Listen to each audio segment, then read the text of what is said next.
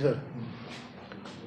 आज चंबा में हमारे ज़िला चंबा के जो हमारा कार्यक्रम ज़िला तपेदिक उन्मूलन कार्यक्रम है उसकी जो मासिक बैठक है उसका आयोजन किया गया, जिसमें WHO से आए हुए कंसल्टेंट जो हमारे स्टेट से हैं वो भी उपस्थित रहे। और इस कार्यक्रम में टीबी कार्यक्रम जो ज़िला में चल रहा है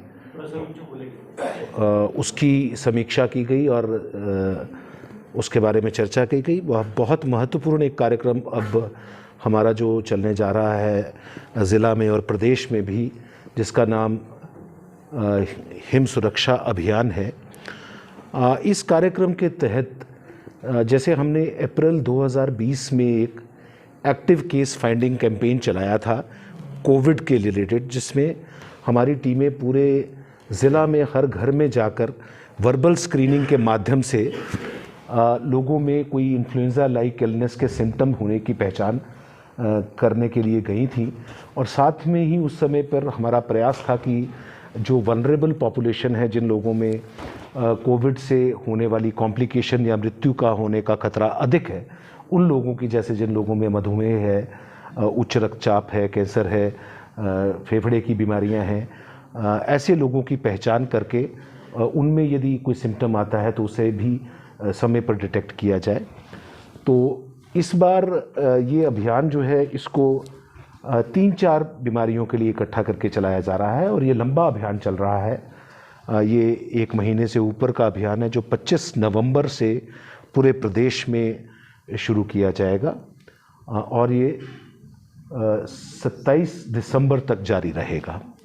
इस दौरान ज़िला की जो पूरी पॉपुलेशन है, हर हाउस होल्ड में हमारी टीमें जाएंगी। हर टीम में 2 मेंबर्स होंगे, जिसमें एक या तो स्वास्थ्य कार्यकर्ता या स्वास्थ्य पर्यवेक्षक या आयुर्वेदिक का डिपार्टमेंट का अधिकारी या हमारे राष्ट्रीय बाल स्वास्थ्य कार्यक्रम के, और दूसरा मेंबर जो है वो होगा आशा वर्कर के रूप में। जहाँ पर आशा वर्कर की कमी होगी वहाँ आंगनवाड़ी कार्यकर्ता को भी इसके लिए जो है काम पे लगाया जाएगा। 30 दिनों में हर दिन में कम से कम 30 हाउस होल्ड की हर टीम विज़िट करेगी और वहाँ मार्क करेगी। हर व्यक्ति के बारे में जानकारी वो लेंगे एक वर्बल स्क्रीनिंग के माध्यम से।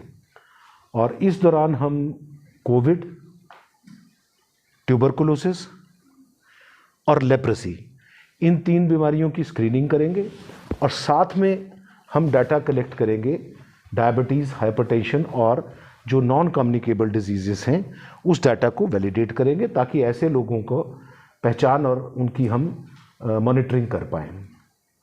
ये डाटा जो है एक मोबाइल एप्लीकेशन के माध्यम से जो राज्य स्तर पर डेवलप की गई है, वहीं से ही स्वास्थ्य कार्यकर्ता द्वारा एंटर कर दिया जाएगा और उस डाटा की अवेलेबिलिटी हमारे को शाम तक रहेगी। ये बहुत महत्वपूर्ण कार्यक्रम चलेगा, बिकॉज़ इस समय पर जबकि हमारे कोविड के आंकड़ों में भी वृद्धि हो रही है और मृत्यु दर भी बढ़ रही है, तो ये बहुत महत्वपूर्ण है कि हम जल्दी से जल्दी लोगों की पहचान कर पाएँ और उन्हें टेस्ट कर पाएँ और जो ज़रूरत हो उस के अनुसार इलाज शुरू कर पाएँ। तो ये तो इस कार्यक्रम का इस कार्यक्रम में हमारा सहयोग स्वास्थ्य विभाग के साथ आंगनवाड़ी कार्यकर्ता जो WCD डिपार्टमेंट है और आयुर्वेदा विभाग जो है उनका भी साथ में रहेगा। उपायुक्त महोदय की अध्यक्षता में कल एक मीटिंग डिस्ट्रिक्ट कोऑर्डिनेशन कमेटी की भी रखी गई है। आज हम खंड चिकित्सा अधिकारियों के साथ सभी के साथ इस बारे में काफ़ी लंबी चर्चा हुई है और माइक्रो प्लान बनाया जाएगा। पिछले बार हमने 561 टीम्स का गठन किया था और 15 दिन का यह अभियान था। तो हमें चंबा ज़िला में, क्योंकि भौगोलिक परिस्थितियां तो कुछ कठिन हैं, तो हमें 15 दिनों से कुछ दिन अधिक लगे थे। मगर इस बार मैं आशा करता हूं कि हम समय रहते सभी ज़िला की पूरी पॉपुलेशन को कवर कर पाएंगे और सभी लोगों में जो हमारे से अपेक्षित है कि हम कोविड की जांच कर पाएँ। जो कोविड के लोग हैं उनकी टीबी की जांच भी की जाएगी, टीबी वाले लोगों की कोविड की जांच की जाएगी। टीबी का व्यक्ति निकलता है उसकी डायबिटीज़ की जांच की जाएगी, डायबिटीज़ का व्यक्ति निकलता है तो उसकी टीबी के लिए जांच की जाए। तो ये एक इंटीग्रेटेड कार्यक्रम के रूप में चलेगा।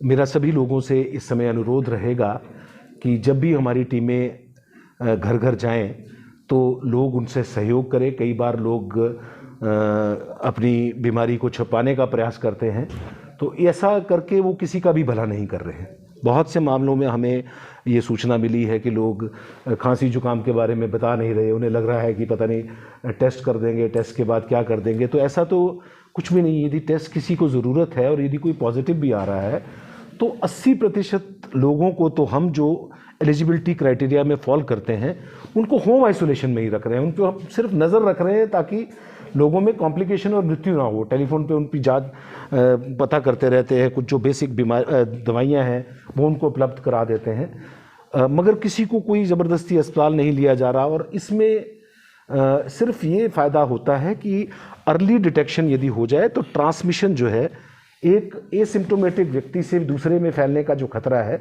उसको हम थोड़ा कम कर सकते हैं। तो अभी तक जो ज़िला में हमारी स्थिति है वो हम 38,000 के करीब 38,067 के करीब टेस्ट कर बैठे हैं और हम राष्ट्रीय मानकों के अनुसार जितनी टेस्टिंग हो रही है उसके अनुरूप ठीक चल रहे हैं। हालांकि हमारी भौगोलिक परिस्थितियां भी विकट है, थोड़ा सब लोग इतना जल्दी पहुंचना और इतने टेस्टिंग पॉइंट्स नहीं हैं, फिर भी टेस्टिंग में हमारी जो परफॉर्मेंस है वो अच्छी रही है। अब ये महसूस हो रहा है कि कुछ लोग टेस्टिंग के लिए आसानी से सामने नहीं आ रहे हैं। मेरा बार बार अनुरोध रहेगा कि लक्षण छुपाने की कोई आवश्यकता नहीं है और जिन लोगों में कांटेक्ट की हिस्ट्री है या संभावना है जहाँ पे उन्होंने कोई ऐसा कोई कार्यक्रम अटेंड किया है तो उन लोगों को तो अपने आप आगे आकर जांच के लिए आगे आना चाहिए। रैपिड टेस्ट जो है अब हम हर CHC सिविल अस्पताल में कर रहे हैं और मेरा सभी लोगों से अनुरोध होगा कि ट्रांसमिशन का साइकिल रोकने के लिए टेस्टिंग आवश्यक है। और टेस्टिंग यदि रैपिड भी करते हैं तो पॉजिटिव के लिए वो कन्फर्मेटरी पॉजिटिव होता है। और मैं जैसे कह रहा हूँ चर्चा कि बहुत से लोग एसिम्प्टोमेटिक हैं और वो बिल्कुल ठीक ठाक होकर 10 दिनों के बाद डिस्चार्ज या क्योर डिक्लेयर किए जाते हैं। मगर ये भी सत्य है कि मृत्यु दर भी पिछले कुछ दिनों में बढ़ी है, क्योंकि अब सर्दियां आ रही हैं और इस दौरान सांस से संबंधित बीमारियां जो हैं वो वैसे भी बढ़ती हैं। तो हमें ज़्यादा सचेत रहने की आवश्यकता है। अभी ज़िला में 1628 हमारे कुल पॉजिटिव मामले आए हैं, जिसमें से 1429 बिल्कुल ठीक हो बैठे हैं। 171 जो है आज की तिथि में हमारे एक्टिव केसेस हैं और 88% के आसपास हमारा रिकवरी रेट है।